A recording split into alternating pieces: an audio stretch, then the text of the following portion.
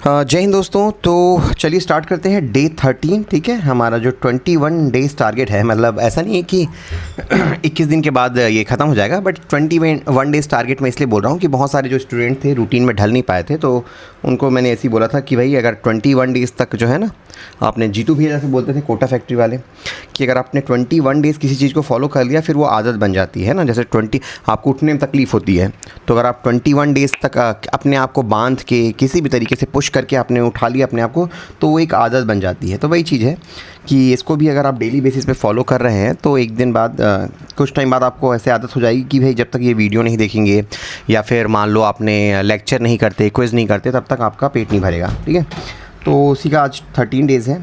जो नए बच्चे होंगे उनके लिए टेलीग्राम का ग्रुप लिंक ये है। ठीक है, इसको मैं हमेशा ना डिस्क्रिप्शन में, वीडियो के डिस्क्रिप्शन में डालता हूँ, तो बहुत सारे बच्चों के मैसेज आते रहता है कि सर ये कहाँ पे मिलेगा करके, तो डिस्क्रिप्शन में मिलेगा। ठीक है, कमेंट में नहीं, डिस्क्रिप्शन वाला जो पार्ट है ना उसमें जाइएगा, तो मैं यहाँ डाला रहता हूँ, उसको क्लिक करेंगे तो आपका टेलीग्राम ज्वाइन कर लेंगे। टेलीग्राम में आपको सब चीज़ें मिलती रहती है। ठीक है, दूसरा चीज़ स्टार्ट करने से पहले ये बताऊंगा कि कुछ चीज़ें थोड़ी सी लेट चल रही हैं। फॉर एग्जांपल आप लोगों के जो पिछले पेपर थे वो मैंने चेक नहीं कर पाया, क्योंकि इस वीक थोड़ा सा विजिट और ये सब चीज़ें हो गई थी। बेसिकली मैं भी ना नए शेड्यूल के साथ अपने आप को एडजस्ट करने में लगा हूँ, इसलिए थोड़ा सा लेट हो जाता है, क्योंकि परफेक्ट कोई नहीं होता, हमें बेहतर बनाना पड़ता है चीज़ों को। तो मैं उसी को थोड़ा बेहतर कर रहा था। उसके बाद जो टेस्ट का भी मैं बोल रहा था, तो कुछ चीज़ें अभी बेहतर करनी बाकी हैं। मेरे SI वाले एस्पिरेंट हैं, वो भी पूछते हैं सर वीडियोस कुछ बन पाएगा क्या करके, लेकिन आई डोंट नो, थोड़ा सा एकदम ही पैक हो जा रहा है। मतलब आप लोग का दिन तो मैंने ऐसे ही पैक कर दिया है, खुद का भी दिन ऐसे ही पैक हो गया है ना, तो वो इशू जाता है, बट मुझे नहीं लगता क्या सोल्यूशन निकलेगा इसका। चलिए एनीवेज, तो इस वाले वीडियो में हम लोग क्या करेंगे, आज जो है 2 वीडियो बनेंगे इसमें। तो एक 30 मिनट का वीडियो बनाते हैं जिसमें हम लोग छोटे छोटे जो डायनेस्टी है, फनी नागवंश है, सोमवंश है, छिंदक है, काकती है, ठीक है, इन सबको करेंगे। उसके बाद फिर जो एक अलग से सेशन लूँगा, उसमें हम लोग मराठा को कर लेंगे। ठीक है, मराठा का ब्रीफ करेंगे। उसके बाद हमारा ये वीक कंप्लीट होगा। अगला वीक जो है मैं आपको हेड्सअप दे दूं कि आपको ना ज़्यादा अच्छे से तैयार रहना है, क्योंकि बहुत ही हेक्टिक होने वाला है। प्रॉब्ली मुझे ज़्यादा टाइम देना पड़ेगा। लेक्चर जो है वो प्रॉब्ली 1-1, 1.5 घंटे, 2-2 घंटे के होंगे, है ना, क्योंकि ये जो मॉडर्न इंडिया है ना, इंडियन हिस्ट्री और छत्तीसगढ़ की हिस्ट्री बहुत लंबा है। ठीक है, बट आप थोड़ा बेयर करेंगे थोड़ा सा, है ना, क्योंकि वही पार्ट है जो सबसे ज़्यादा लेंदी है। उसके बाद जब बाकी हम लोग सब्जेक्ट आएंगे तो फिर से नॉर्मल रूटीन शुरू हो जाएगा। ठीक है, तो अगला वीक थोड़ा सा चैलेंजिंग रहेगा। तो आज की इस वीक का ये आखिरी वो है, PPT है। तो क्या क्या पढ़ने वाले हैं इस वाले चैप्टर में, हम लोग पढ़ने वाले हैं फनी नागवंश का। तो कहाँ शासन क्षेत्र था इनका, कवर्धा था, है ना, कवर्धा क्षेत्र। आप ऐसे छत्तीसगढ़ का मैप बनाना थोड़ा सा सीख लिए रहो तो थोड़ा सा क्या है फ़ायदा हो जाता है। ठीक है, तो इस साइड आपका जो क्षेत्र है कवर्धा, है ना, वहाँ पे है। इसके संस्थापक जो बोले जाते हैं अहिराज को कहा जाता है। राजधानी कवर्धा थी। अंतिम शासक जो था वो था मॉर्निंग देव, है ना, मॉर्निंग देव था। ठीक है, इसको देख के मुझे लगता है गुड मॉर्निंग बोलूँ। समकालीन किसके थे, कलचुरी वंश के थे। इसीलिए जब आप देखोगे तो इनका पंगा भी होते दिखता है रायपुर के जो कलचुरी शासक थे उनसे। अधीनता इन्होंने कलचुरी शासकों की अधीनता स्वीकार की थी, और पुरातात्विक साक्ष्य, मतलब झगड़ा भी हुआ बट बाद में अधीनता स्वीकार भी करी। पुरातात्विक साक्ष्य कहाँ से मिलते हैं, पचराही से प्राप्त होते हैं। ठीक है, और है यों के मांडलिक थे, मतलब पद, मतलब जो है वंश कौन था, कलचुरी वंश था, उन्हीं के मांडलिक के तौर पे इनको पद प्राप्त था। रामचंद्र देव ने मोर्निंग देव को पराजित किया था, ये याद रखिएगा। एक शादी का भी हम लोग देखेंगे, इनके वैवाहिक संबंध भी थे। तो फनी नागवंश की उत्पत्ति कहाँ से हुई, तो एक मड़वा महल अभिलेख है, वेरी इंपॉर्टेंट। ठीक है, तो कब हुई थी आप याद रखिएगा, 1349 AD, है ना। ये जो है वो आपका इसमें दिया रहता है, ईस्वी वाला याद रखिए, 1349 AD, है ना। कन्फ्यूजिंग क्यों होता है, कई बार आपको ना 1348 ऐसा याद आता है, बट 49 है याद रखेंगे, है ना, 50 में एक कम। जातुकर्ण मुनि अपने 2 पुत्रों व पुत्री मिथिला के साथ कवर्धा में रहते थे। मिथिला शेषनाग के संपर्क में आई और पुत्र अहिराज का जन्म हुआ। अहिराज वंश के संस्थापक एवं प्रथम शासक कहलाए। वंश का प्रभुत्व था वो 14वीं शताब्दी तक बना रहा। गढ़ मंडला एवं कलचुरियों के मध्य कड़ी के रूप में देखा जाता है। मतलब जो मंडल थे ना, गढ़ मंडल ऐसा डिवाइड किए थे, उनके बीच का एक कड़ी के रूप में है, क्योंकि यहाँ पे लिखा भी था ना कि भाई है वंशियों के मांडलिक थे। ठीक है, उसके बाद कनिंघम ने सर्वप्रथम कनिंघम ASI के प्रथम महानिदेशक सर्वप्रथम भोरम देव पहुँचे थे, मतलब जब यहाँ आए तो उन्होंने देखा कि भाई कोई पुरातत्व मिल रहा है, तो भोरम देव में ये पहुँचे थे कनिंघम। एक प्रश्न जहाँ तक मुझे याद आ रहा है, कनिंघम ने भोरम देव का कनिंघम और भोरम देव से संबंधित एक प्रश्न आया था वनडे एग्ज़ाम में, एग्जैक्ट प्रश्न याद नहीं आ रहा है, बट वो कनिंघम ने कुछ अभिलेख लिखा होगा, वो देखना पड़ेगा सर्च करके। तो इसका संस्थापक हुआ अहिराज, और ये शेषनाग व मिथिला के पुत्र थे। उसके बाद अहिराज का बेटा था, उसका नाम था राजल्ला। धरणीधर था, वो राजल्ला का पुत्र था। महीम देव जो था धरणीधर का पुत्र था। इनके ना 24 राजाओं की पूरी वो दिया गया है वंशावली, ठीक है, याद नहीं करने की ज़रूरत है ना, पूछता ज़रूर है, CGPSC अलग ही टाइप का है, वो पूछ भी देता है, ठीक है। हो सकता है तो कर लीजिएगा, नहीं होगा तो ऐसे चीज़ों पे सेक्रीफाइस करना दैट इज़ ओके। नाम याद करना बहुत ही डिफ़िकल्ट है, होता नहीं है, ठीक है। तो फनी नागवंश, ये हमारा जो एक फेमस शासक था ना जिसके टाइम में भोरम देव बना था, उसका याद रख लीजिए, गोपाल देव, है ना। ये फनी नागवंश के 6वें शासक थे। ये स्टेटमेंट याद रखिएगा, कई बार गोपाल देव के बारे में बना ना तो स्टेटमेंट बेस्ड क्वेश्चन बन सकता है, ठीक है। ये देवी के उपासक पुजारी पाली शिलालेख में उल्लेख है। इनका कीर्ति केदार, प्रयाग, पुष्कर, वाराणसी तक फैली हुई थी, है ना, मतलब जो इनका यश था। गोपालपुर नामक नगर बसाया इसने। रतनपुर के कलचुरी शासक पृथ्वीदेव प्रथम के अधीन इन्होंने शासन किया, ठीक है। ये मतलब उनके समकालीन थे। आप देखोगे आपका जो ये है पृथ्वीदेव का जो शासनकाल था वो भी लगभग ऐसी था, है ना। तो उनके टाइम में उनके अधीन रह के काम किया, और ये इस डेट को याद रखिएगा, ठीक है। 1089 AD में भोरम देव का निर्माण हुआ था। जो नए एस्पिरेंट है उनके लिए बहुत इंपॉर्टेंट है, पुराने को तो रट गया होगा। किसके सहयोग से? तो कई बार प्रश्न में क्या है ना, आपको गोपाल देव नहीं देगा, कई वो, क्योंकि जो बनाया था ना, बनवाया था, उसका कोई साथी था, सहयोगी या फिर सैनिक, वो था लक्ष्मण देव राय। तो लक्ष्मण देव राय ने बनवाया था। किसके शासनकाल में बनाया था? गोपाल देव। तो अगर ऑप्शन में लक्ष्मण देव राय दिया है तो इसको चूज़ कर लीजिएगा, और अगर ऑप्शन में कौन शासक था पूछ दिया तो गोपाल देव शासक था, ठीक है।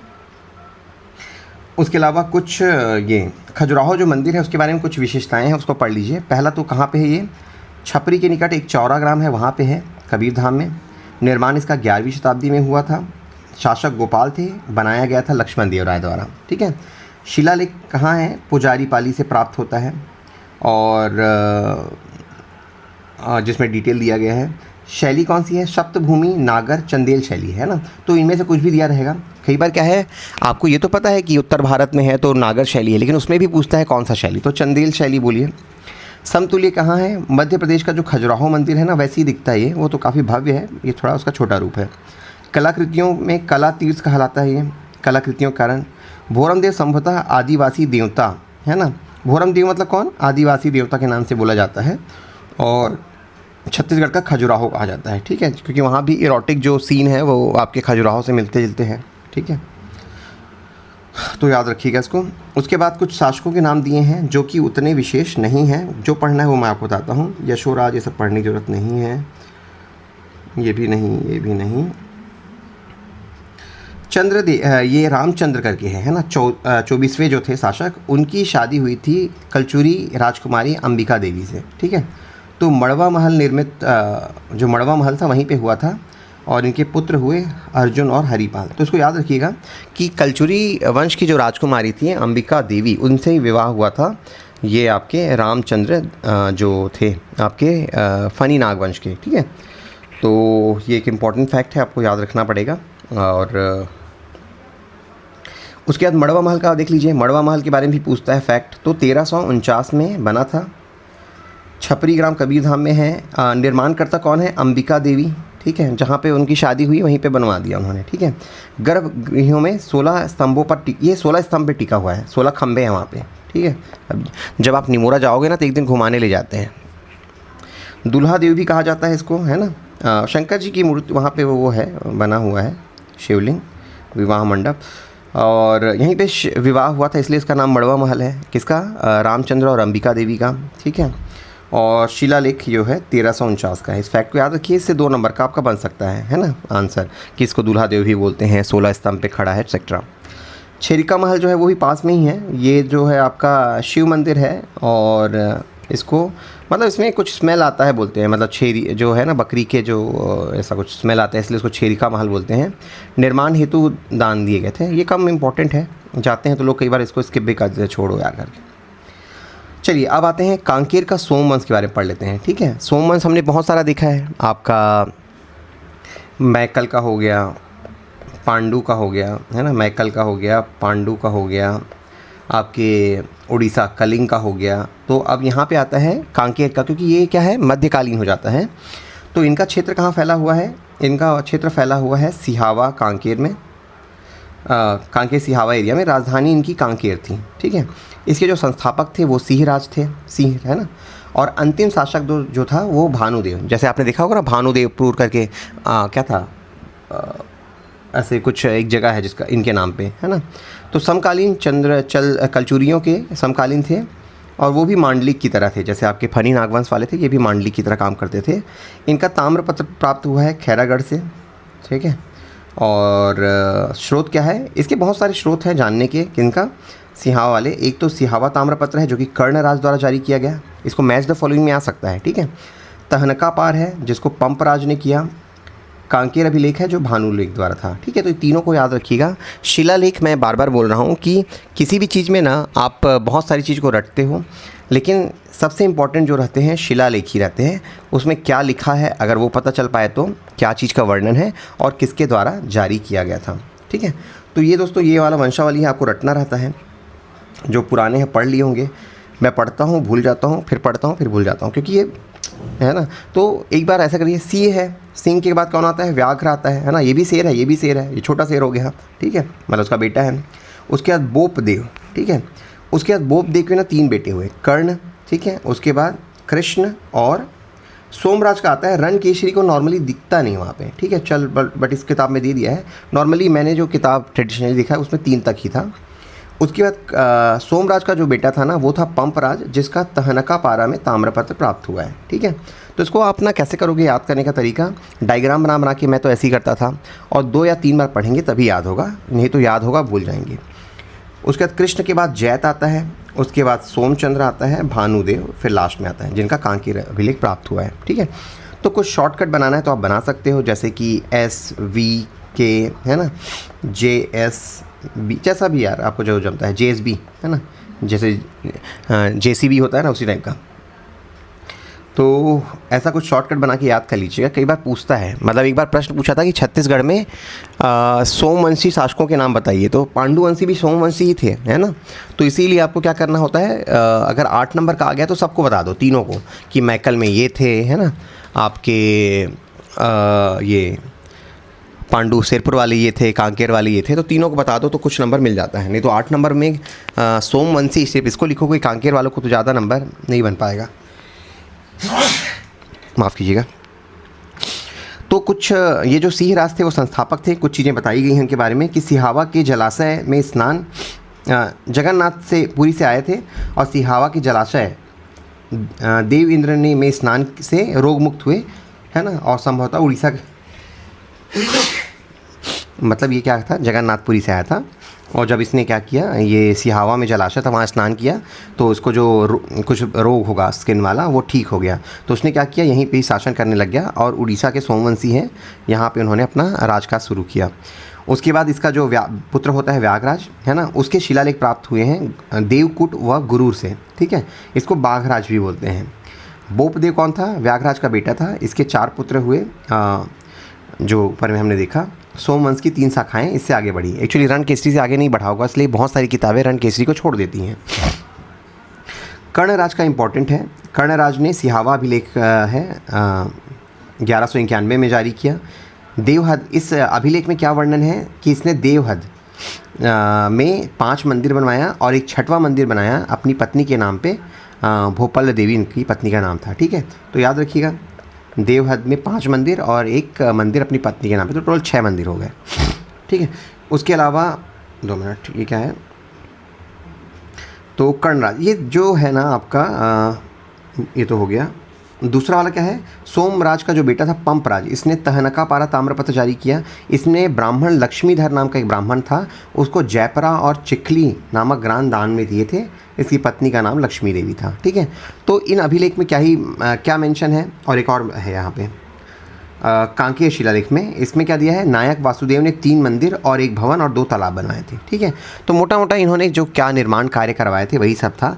तो बोपदेव का, ये भानुदेव का जो कांकेय शिलालेख है वो ये बताता है कि इसका जो वो था सेनापति बोल दो, वासुदेव ने 3 मंदिर बनवाए थे, 1 भवन और 2 तालाब। कर्णराज ने 5 मंदिर और 1 अपनी वाइफ के नाम पे मंदिर, और पंपराज ने क्या किया था, गांव दान में दिया था। ठीक है, तो इन तीनों को शॉर्ट में लिख लीजिएगा, इतना लंबा लंबा लिखने की ज़रूरत नहीं है। जैसे आप टेबल बना दिए शिलालेख, है ना, मैं इसलिए बार बार बीच में बताते रहता हूँ कि कैसे शॉर्ट नोट्स बनाना चाहिए। तो यहाँ पर लिख दीजिए आप, क्या है आपका ये कांकेय शिलालेख, है ना, कांकेय। तो फिर ब्रैकेट में क्या लिखोगे, किसने जारी किया था, भानुदेव, है ना, और लिख देना कि वासुदेव द्वारा, शॉर्ट में लिख दो, है ना। वैसे ही आपका यहाँ पे लिख दो आपका सिहावा अभिलेख, ठीक है, ऐसा होगा। चलो बस्तर का अब देखते हैं, बस्तर का जो नामकरण कैसे होता है, फिर बस्तर में जो 2 डायनेस्टी थे उनके बारे में। तो बस्तर संस्थापक बांस के तले रहते थे और इसीलिए बांस तल से वो बस्तर बन गया। एक किंवदंती ये है, किंवदंती है ना, कोई श्योरिटी नहीं है कि यही कारण है। दूसरा किंवदंती, देवी दंतेश्वरी काकती राजा को उत्तर ले जा रही थी, शंखनी डंकनी स्थल पर घुंघरू रेत में धंस गए। मतलब इसमें आपने कथा सुनी होगी ना कि इसने बोला कि मैं तुम्हारे पीछे पीछे आ रही हूँ, तुम ना पीछे पलट के मत देखना, ठीक है, तुम चलते जाओ, क्योंकि जहाँ तुम पलट के देखोगे ना वहीं पे मैं स्थापित हो जाऊँगी करके। तो राजा जा रहा था, फिर जैसे ही रेत वेत का माहौल दिखा तो फिर जो देवी है उसके पैर जो है रेत में धंस गए, तो ये घुंघरू की आवाज़ नहीं आई, तो फिर वो पीछे पलट के देख दिया। ठीक है, तो वहीं पर उन्होंने अपना क्या बोलते हैं बसेरा बना लिया, वस्त्र फैलाया और वह जो है वस्त्र से बस्तर बन गया, ऐसा बोल रहा है। दूसरी किंवदंती है। तीसरा है विस्तार शब्द बिगड़कर बस्तर बन गया। ठीक है, तो किंवदंती है, इन सब का कोई क्या ही बोलोगे, क्या सही है क्या गलत है कोई नहीं पता। बस्तर का इतिहास देख लेते हैं हम लोग। तो बस्तर का पाषाण युग में क्या होता है, ये कुछ हमें मिला है स्थल जो हमने ऑलरेडी पढ़ा हुआ है पहले लेक्चर में। खड़क घाट, काली है ना, भाटेवाड़ा शायद, और देवर गांव, गढ़चंदेला। बस्तर जो है दंडकारण्य का महत्वपूर्ण खंड है।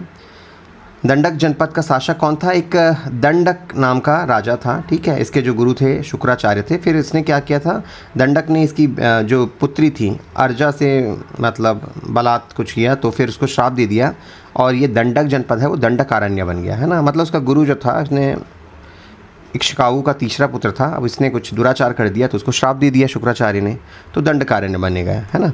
दंडक जनपद की राजधानी कौन सी थी, कुंभावती। ठीक है, रामायण में मधुमंथ का है बोल दो। पांडवों ने भी वनवास का कुछ काल यहीं बिताया था। तो कुछ जनश्रुति है ना, कुछ माइथोलॉजिकल स्टोरी है, तो कुछ चीज़ें आप याद कर लीजिएगा कि कैसे इसका नाम दंडकारण्य पड़ा। ठीक है, अब आते हैं दोस्तों यहाँ पे देखिए। तो पहले तो बस्तर की राजधानी कैसे बदली, इस पर एक क्वेश्चन आता है। तो ये पहले बारसूर था, उसके बाद फिर दंतेवाड़ा गया, फिर मंधोता बना मध्यकालीन में, और अभी वर्तमान में ये जगदलपुर है। ठीक है, तो देख लीजिए ये सारा चीज़ है। प्रथम राजधानी बारसूर, फिर दंतेवाड़ा, मंधोता, कुरुसपाल। ठीक है, और ये सब चीज़ें भी थी। 1707 में चक्रकोट से बस्तर में राजधानी स्थानांतरण करवाया था किसने, दिक्पाल देव ने। ठीक है, और बस्तर से जगदलपुर किसने ले आया, दलपत देव ने। तो इन दोनों को याद रखिए। ठीक है, पीछे का भी हम लोग देखेंगे। ठीक है, तो चक्रकोट से बस्तर लाया था आपका दिक्पाल, बस्तर से जगदलपुर लाया था दलपत, है ना। इसका शॉर्ट नोट्स बना लीजिएगा, याद होता है और भूल जाते हैं हम लोग क्योंकि कन्फ्यूजिंग है चीज़ें, है ना। तो चलिए एक इंपॉर्टेंट डायनेस्टी आती है छिंदक नागवंश का, उसको देख लेते हैं। तो छिंदक नागवंश जो है वो आपके चक्रकोट, भ्रमरकोट या अभी जो बारसूर बोलते हैं ना, वहाँ पे उनका शासन था। राजधानी बारसूर थी और यहाँ के जो राजा थे वो भोगवती पुरेश्वर वाली उपाधि लेते थे। ये एक इम्पॉर्टेंट फैक्ट है, आपको इसको याद रखना पड़ेगा, भोगवती पुरेश्वर। ठीक है, इनकी जो पदवी है वो है छिंदक कुल कमल भास्कर, ये भी एक बार आया है, और छिंदक कुल तिलक, है ना। तो ये छिंदक वर्ड देखते ही आपको याद आ जाएगा कि छिंदक नागवंशी की बात हो रही है। उसके बाद आते हैं दोस्तों, इनके जो ध्वज है ना उसमें सर्प का चिन्ह रहता था। ठीक है, और इनका राज चिन्ह है बाघ व शावक। ठीक है, अब आपको कंफ्यूज करने के लिए क्या करेगा पेपर बनाने वाला, वो क्या करेगा, इसके ध्वज में बाघ व शावक का चित्र है और इनका राज चिन्ह जो है वो सर्प है, ऐसा बोल देगा। ठीक है, तो आपको ध्यान रखना है, इनके ध्वज में सांप का चिन्ह है, बाघ व शावक जो है इनके राजकीय चिन्ह थे। ठीक है, मुद्रा कौन से हैं, 28 स्वर्ण मुद्राएं प्राप्त हुई है 1957 में कोडिंगा कोरापुट से, है ना, उड़ीसा के आसपास एरिया है कोरापुट। रतनपुर कलचुरियों के प्रतिद्वंदी थे, इसीलिए आपको बार बार इनका युद्ध दिखता है। हाँ, जो कलचुरी शासक थे आपके, स्पेशली जाजल्य देव से, है ना। इनका जो गोत्र था कश्यप था। और विंध्य, कन्नड़, तेलंगाना, चक्रकोट, मतलब ये लोग कहाँ से आए थे, अलग अलग कहानियाँ हैं। बोलते हैं कि विंध्य थे, फिर उसके वो लोग कन्नड़ क्षेत्र में गए, फिर तेलंगाना में होते हुए ये चक्रकोट में आए थे, ऐसी इनकी कहानी है।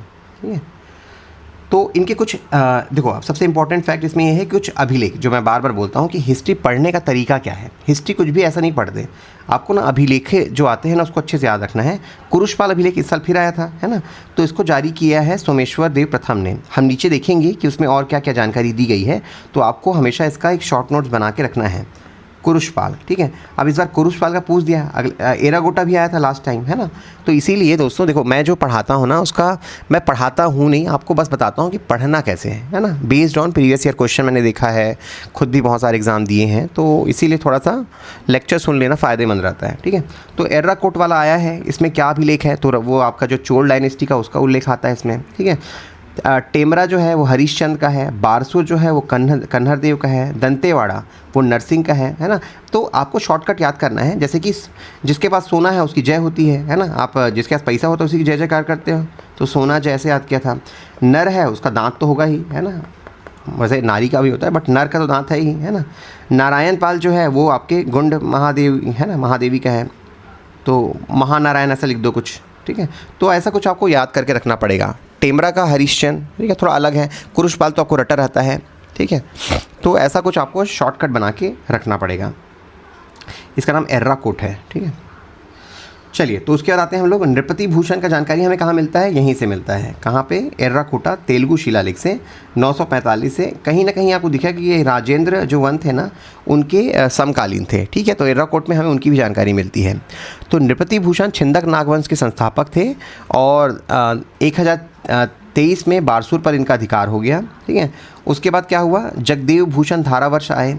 ये माणिक देवी के उपासक थे। जो माणिक देवी है ना वो दंतेश्वरी माता को ही बोलते हैं। इन्होंने उपाधि ली जगदेव भूषण राजभूषण का। ठीक है, राजधानी बारसूर। महामंडलेश्वर चंद्रादित्य ने बारसूर में मतलब इनका वो था, क्या बोलना चाहिए, इनके अंदर जो सैनिक थे या फिर जो अधिकारी थे, उसने बारसूर में चंद्रादित्य सरोवर और चंद्रादितेश्वर शिव मंदिर और चंद्रादित्य आनंद वन, है ना, नंदन वन बनाया। ठीक है, तो ये जो इनका महामंडलेश्वर था चंद्रादित्य, उसने ये सब मंदिर बनाया था। चूँकि इसका नाम चंद्रादित्य से है इसीलिए पूछता नहीं है इसको। हाँ, ये पूछ सकता है किसके शासनकाल में बना है। ठीक है, धारावर्ष की जो पत्नी थी ना उसका नाम था गुंड महादेवी, और उसके बाद फिर इसका एक यशस्वी पुत्र हुआ जिसका नाम था सोमेश्वर देव। ठीक है, बहन जो थी मासक देवी थी, ये इतना इम्पोर्टेंट नहीं है बट इसने कुछ संभाला था, 1061 से 64 तक राज संभाला, जब सोमेश्वर देव क्या थे, बाल्यावस्था में थे। ठीक है, तो याद रखेंगे नृपति भूषण का मिलता है हमें, फिर धारावर्ष आते हैं, धारावर्ष के बाद सोमेश्वर आते हैं। ठीक है, तो देखिए धारावर्ष की जब मृत्यु हुई थी ना उस टाइम कौन था, मृत्यु के बाद मधुरांतक देव था और सोमेश्वर देव की बीच सत्ता का संघर्ष होने लग गया। तो मधुरांतक देव इनका कोई रिलेटिव था दूर का। ठीक है, तो उस टाइम क्या हुआ, मधुरांतक देव सफल हो गया था और उसने क्या किया, कुछ टाइम तक सत्ता पे अपना राजकाज चलाया। इसने क्या किया, राजधानी जो थी राजपुर बना दी। ठीक है, तो राजपुर ताम्रपत्र से हमें किसकी जानकारी मिलती है बोलेंगे तो आप बताइएगा कि आपके धारावर्ष का। ठीक है, और इसी में ही एक और इम्पॉर्टेंट फैक्ट पता चलता है कि नरबली का जो उल्लेख है यहाँ पे मिलता है राजपुर ताम्रपत्र में। वेरी इंपॉर्टेंट फैक्ट, राजपूत ताम्रपत्र में नरबली का उल्लेख मिलता है और वो धारावर्ष के टाइम का है। ठीक है, तो मैंने तीन चीज़ बताई, उसको याद रखिएगा। फिर जैसे ही सोमेश्वर देव बड़ा हुआ तो क्या हुआ, सोमेश्वर देव ने मधुरांतक को हराया, फिर अपने राजकाज में वापस आ गया। ठीक है, तो उसको याद रखिएगा कि पहला नृपति भूषण, उसके बाद धारावर्ष की जैसी ही मृत्यु हुई तो उनका एक दूर का रिलेटिव मधुरांतक जो है वो सत्ता पे काबिज हो गया और उसके टाइम में ही हमें राजपुर ताम्रपत्र प्राप्त होता है जिसमें नरबली का उल्लेख है। This is very important fact, याद रखिएगा, क्वेश्चन बनता है इससे।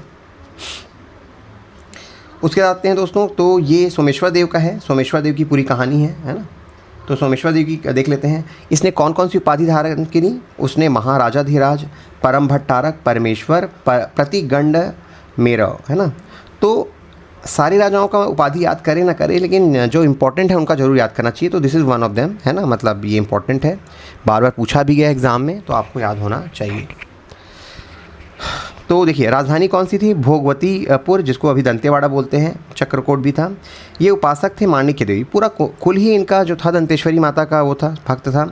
इनकी माता का नाम था गुंड महादेवी और इनका एक पुत्र हुआ जिसका नाम था कन्हर देव। ठीक है, इनकी पत्नियाँ थी बहुत सारी, उनमें से एक थी गंग महादेवी। देखो कंफ्यूज नहीं होना है, माता जो थी गुंड महादेवी और पत्नी जो थी गंग महादेवी, है ना। तो ये दोनों को थोड़ा सा कंफ्यूज मत होइएगा। एक तो है धारण महादेवी, एक है सोमल महादेवी, है ना। मतलब समाज के बारे में पूछा जाए बता सकते हो, बहु पत्नी प्रथा था, है ना, समाज में नरबली का भी था, इस टाइप का। इनका शासनकाल बस्तर का स्वर्णकाल कहा जाता है। छिंदक नागों में सर्वाधिक प्रसिद्ध राजा है और प्रथम उल्लेख 10,069 के शिलालेख में प्राप्त होता है।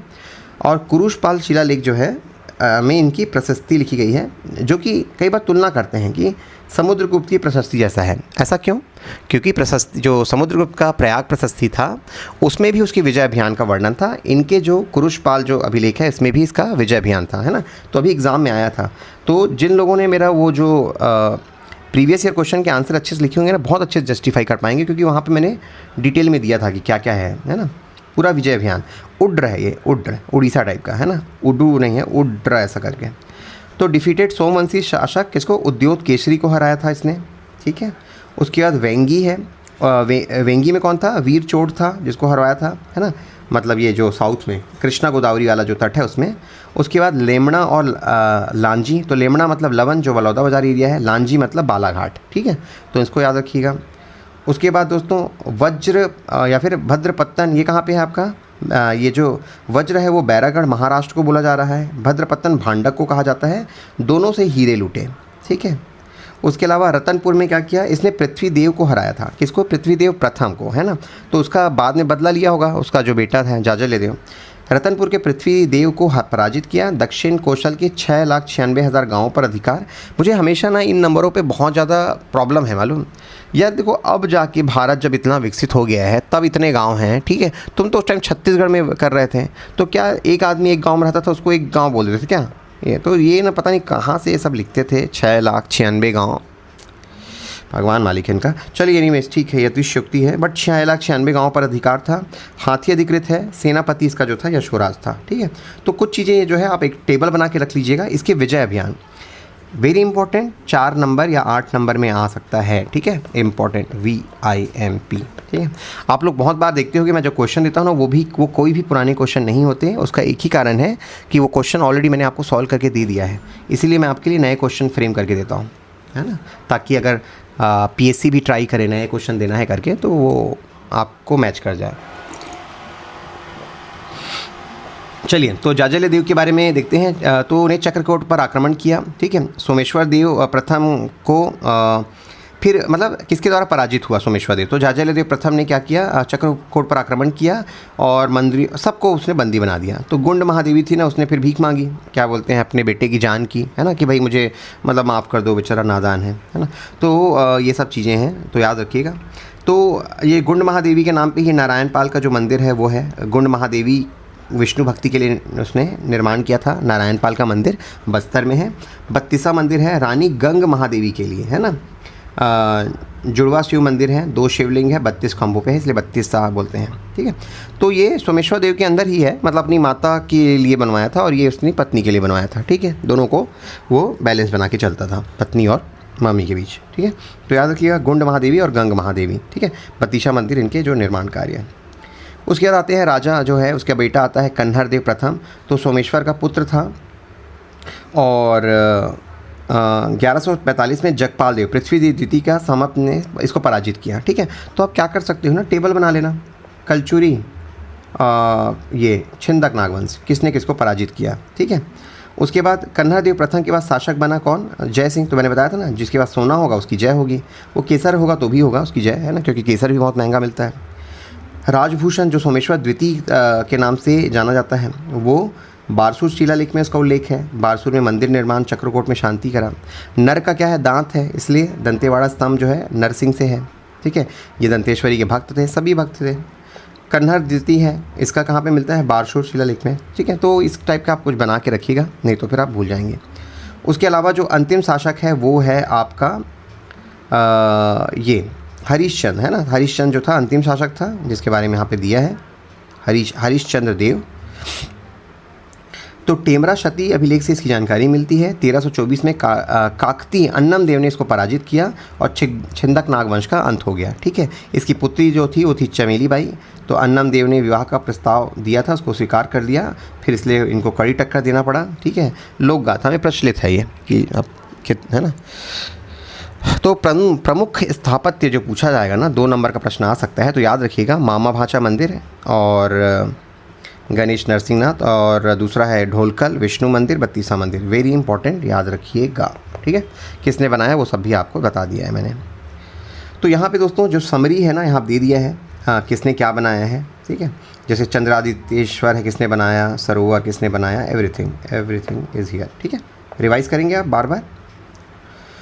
चलिए उसके बाद आते हैं हम दोस्तों काकती वंश के ऊपर। काकती वंश का अपन कर लेते हैं, वीडियो लेक्चर लंबा हो जाएगा।